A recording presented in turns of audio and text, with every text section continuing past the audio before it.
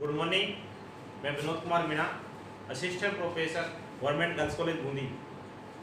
आज हम प्रेमचंद्र हिंदी उपन्यासों के जो अन्य वर्गीकरण है, मनोविश्लेषणवादी और ऐतिहासिक, ये दो वर्गीकरणों का हमने अध्ययन कर लिया। आज के इस कालांश में हम जो अध्ययन करेंगे वो है साम्यवादी या प्रगतिवादी उपन्यास। देखिए, वे उपन्यास जिनका कथानक मार्क्सवादी विचारधारा से जुड़ा हुआ है। हम सभी को मालूम है मार्क्सवादी विचारधारा क्या है। कार्ल मार्क्स का हम सभी ने नाम सुना है।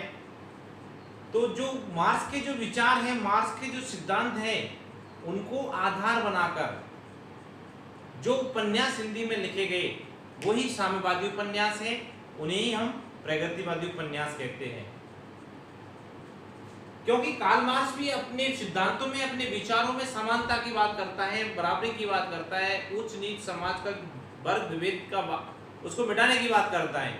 तो इन उपन्यासों में भी इन्हीं विचारों को अपनाया गया। साम्यवादी उपन्यासकारों में प्रमुख नाम आता है यशपाल जी का, राहुल सांस्कृत्यायन, रांगे राघव, भैरव प्रसाद गुप्त और अमृत राय आदि। देखिए, यशपाल जी के कौन कौन से उपन्यास हैं जो साम्यवादी हैं? पार्टी कामरेड, दादा कामरेड, देशद्रोही, मनुष्य के रूप, अमिता, दिव्या, झूठा सच आदि। ये उपन्यास यशपाल जी ने प्रगतिवादी विचारधारा से प्रभावित होकर लिखे, यानी मार्क्स से प्रभावित होकर लिखे। झूठा सच जो नामक जो उपन्यास है यशपाल जी का, यह देश विभाजन की त्रासदी पर जुड़ा हुआ है। यानी कि देश का जब विभाजन हुआ भारत पाकिस्तान का 1947 में, देश की आज़ादी के साथ ही हिंदुस्तान दो भागों में बट गया, भारत और पाकिस्तान। तो उस पर आधारित है इसका कथानक। कौन से उपन्यास का? झूठा सच उपन्यास का कथानक, जिसमें तत्कालीन राजनीतिक सामाजिक परिस्थितियों का चित्रण किया गया है कि क्या कारण थे कि भारत का विभाजन हुआ, कौन कौन से राजनीतिक स्वार्थ थे जिनकी वजह से देश के दो टुकड़े हुए। यशपाल जी के अलावा जो प्रमुख उपन्यासकार साम्यवादी हैं, प्रगतिवादी जिन्होंने उपन्यास लिखे, उनमें प्रमुख है भगवती चरण वर्मा। तो भगवती चरण वर्मा के चित्रलेखा उपन्यास जो कोटा विश्वविद्यालय के अपने पाठ्यक्रम में लगा हुआ है, जिसका हमें अध्ययन करना है, तो चित्रलेखा उपन्यास, भूले बिसरे चित्र, टेढ़े मेढ़े रास्ते, सामर्थ्य और सीमा, सवई नजावत राम गोसाई, ये साम्यवादी उपन्यास भगवती चरण वर्मा के हैं। इनके जो उपन्यासों का जो विषय है वो समकालीन राजनीति एवं समाज से जुड़ा हुआ है। वर्मा जी के उपन्यासों का कथानक समकालीन राजनीति एवं समाज से जुड़ा हुआ है, और समाज की कौन कौन सी समस्याओं का चित्रण उन्होंने अपने उपन्यासों में किया है, तो वो देखते हैं। संयुक्त परिवार की समस्या, यानी कि आज जो परिवार हमें मिलते हैं वो संयुक्त नहीं, एकल परिवार हो गए। तो संयुक्त परिवार की समस्या कि संयुक्त परिवार में किन समस्याओं का व्यक्ति को सामना करना पड़ता है। शोषण, उच्च वर्ग के द्वारा निम्न वर्ग को दबाना, यानी निम्न वर्ग किन किन शोषण की चक्कियों में पिसता है। सत्याग्रह, मिल मालिकों की जो गलत नीतियां हैं, पुलिस की धांधली, यानी इन विषयों को इन्होंने अपने उपन्यासों का कथानक बनाया है। जो चित्रलेखा उपन्यास जो बीए प्रथम वर्ष में अपने सिलेबस में लगा हुआ है, उस उपन्यास का मूल कथानक है पाप और पुण्य की समस्या। 1 नंबर का प्रश्न पूछा जाएगा कि चित्रलेखा उपन्यास के लेखक कौन है, तो भगवती चरण वर्मा। या चित्रलेखा उपन्यास का कथानक संक्षिप्त में लिखिए, तो क्या किससे जुड़ा हुआ है? पाप और पुण्य की समस्या से। यानी पाप क्या है, पुण्य क्या है, ये हमें उपन्यास को पढ़ने के बाद मालूम चलता है। पाप और पुण्य जैसी कोई स्थिति नहीं होती है। जैसा व्यक्ति परिस्थितियों के अनुकूल करता है, वही पाप और पुण्य में विभाजित होता है। अगले जो अमृतलाल नागर जी थे, इन्होंने भी प्रगतिवादी उपन्यास लिखे, और इनके उपन्यासों में प्रमुख है शेठ बांकेमल, अमृत और विष, बूंद और समुद्र, शतरंज के मोहरे, सुहाग के नुपुर, मानस का हंस, खंजर नैन आदि। देखिए, बूंद और समुद्र नामक जो इनका उपन्यास है वो श्रेष्ठतम उपन्यासों की श्रेणी में आता है। क्यों? क्योंकि इस उपन्यास का जो विषय है वो भारतीय समाज की रीति नीति, आचार विचार, जीवन दृष्टि, मर्यादा और मान्यता से जुड़ा हुआ है। अमृतलाल नागर जी का जो बूंद और समुद्र नामक उपन्यास है उसका संबंध, उसका कथानक भारतीय सभ्यता, संस्कृति, रीति नीति, मान्यता, रीति रिवाजों से जुड़ा हुआ है, जो इनका श्रेष्ठ उपन्यास माना जाता है। इसी प्रकार मानस का हंस नामक जो इनका उपन्यास है, जिसे हम एक जीवनी पर उपन्यास कह सकते हैं, क्योंकि इस उपन्यास में तुलसीदास की जीवनी लिखने का इन्होंने प्रयास किया। इसी प्रकार खंजर नैन नामक उपन्यास में अमृतलाल नागर जी ने सूरदास के जीवन को आधार बनाकर सूरदास की जीवनी लिखने का प्रयास किया है। तो ये वो व्यक्ति है, वो उपन्यासकार है जिन्होंने साम्यवादी या प्रगतिवादी उपन्यास लिखे। अगला जो वर्गीकरण है वो आता है आंचलिक उपन्यास, यानी प्रेमचंद के पश्चात आंचलिक उपन्यास ही बहुत लिखे गए। तो हमें समझना होगा आंचलिक उपन्यास क्या है।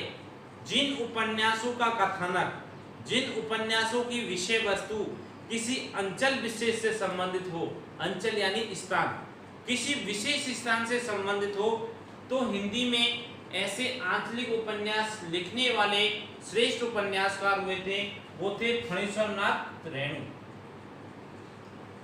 फणीश्वर नाथ रेणु ने दो प्रसिद्ध आंचलिक उपन्यास लिखे, जैसे मेला आंचल। मेला आंचल 1954 ईस्वी में लिखा गया और परती परिकथा 1957 ईस्वी में लिखा गया आंचलिक उपन्यास है। इन आंचलिक उपन्यासों का जो कथानक है, जो विषय वस्तु है, वो बिहार के ग्रामीण परिवेश से संबंधित, बिहार के ग्रामीण जीवन के अंचल के रहन सहन, रीति नीति, आचार विचार, राजनीतिक दुष्प्रभाव का चित्रण इन उपन्यासों में किया गया है। रेणु जी के अलावा जो आंधी में अन्य आंचलिक उपन्यासकार हुए, उनमें नाम आता है नागार्जुन का। इनके उपन्यासों के नाम है रतिनाथ की चाची, वलसनमा, बाबा भटेश्वर नाथ, दुखमोचन, वरुण के बेटे। उदय शंकर भट्ट ने भी आंचलिक उपन्यास लिखे, जैसे सागर लहरे और मनुष्य। और रांगे राघव ने भी आंचलिक उपन्यास लिखा, जिसका नाम है कब तक पुकारूं। यानी इन उपन्यासों में जो विषय वस्तु है किसी अंचल विशेष से संबंधित है, वहाँ की रीति नीति का, आचार विचार, खान पान, रहन सहन, कला संस्कृति का चित्रण इन लोगों ने, इन उपन्यासकारों ने अपनी उपन्यासों की विषय वस्तु का आधार बनाया है। अगला जो प्रकार है उपन्यासों का, प्रेमचंदोत्तर हिंदी उपन्यासों का, जिसका नाम है प्रयोगवादी उपन्यास। प्रयोगवादी उपन्यास का ये आधुनिकता बोध, जिसने हम आधुनिकता बोध के उपन्यास भी कह सकते हैं। यानी कि इन उपन्यासों की जो विषय वस्तु है वो आधुनिकता से जुड़ी हुई है। आधुनिकता किस प्रकार की, देश की आज़ादी के बाद बहुत सारे जो व्यक्ति के सामने समस्याएं आती है, भूखमरी, बेरोजगारी, अशिक्षा, गरीबी, उनका व्यक्ति देश की आज़ादी के बाद सोचता है कि अब हमें कुछ नया करने को मिलेगा। तो औद्योगिकरण, नए उद्योग धंधे स्थापित हुए, बदलता हुआ परिवेश, लेकिन भ्रष्ट शासन व्यवस्था, भ्रष्टाचार, महानगरीय जीवन और यांत्रिक सभ्यता। महानगरीय जीवन, भारत के अंदर 4 महानगर है, दिल्ली, बम्बई, कलकत्ता, मद्रास। उनका जो जीवन है और यांत्रिक सभ्यता यानी व्यक्ति यंत्रों के ऊपर, मशीनों के ऊपर आधारित हो गया है। ऐसी स्थिति में क्या होता है कि व्यक्ति अकेलेपन और कुंठा, निराशा में घिर जाता है। ऐसी स्थिति में व्यक्ति अकेला टूट जाता है, अपने आप को अकेला महसूस करता है, तनाव में आ जाता है और कोई भी गलत कदम उठा लेता है। तो ये आधुनिकता बोध के उपन्यासों के विषय वस्तु का आधार बने। हम जैसे लेते हैं मोहन राकेश। मोहन राकेश के उपन्यास है अंधेरे बंद कमरे ने आने वाला कर। ये आधुनिकता बोध से जुड़े हुए हैं, यानी इनमें टूटते हुए पुरुष, टूटती हुई नारी या बदलता हुआ परिवेश का चित्रण किया गया है। इसी प्रकार राजेंद्र यादव का उखड़े हुए लोग, इसमें भी टूटते हुए मानव का चित्रण किया गया है। मन्नू भंडारी जो लेखिका है, उपन्यास जिन्होंने लिखा है आपका बंटी, जो हिंदी का श्रेष्ठ उपन्यासों में आता है।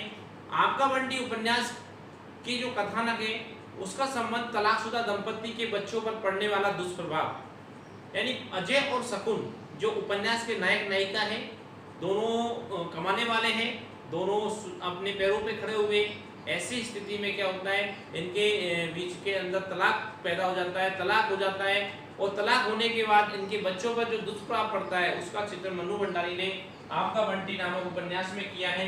नरेश मेहता का जो उपन्यास है यह पथबंधु था, इसमें भी अकेलापन एवं अजनबीपन का बोध कराया गया है।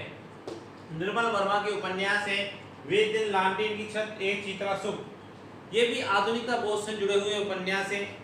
उषा प्रियमंदा जी के उपन्यास रुकोगी नहीं राधिका, 55 खंबे लाल दीवारें। भीष्म साहनी का जो उपन्यास है तमस, तमस उपन्यास देश विभाजन से जुड़ा हुआ है, यानी देश विभाजन होने के पीछे लोगों की मानसिकता और उनको उनके मुखड़ को उजागर करने का प्रयास इस उपन्यास में भीष्म साहनी जी ने किया है।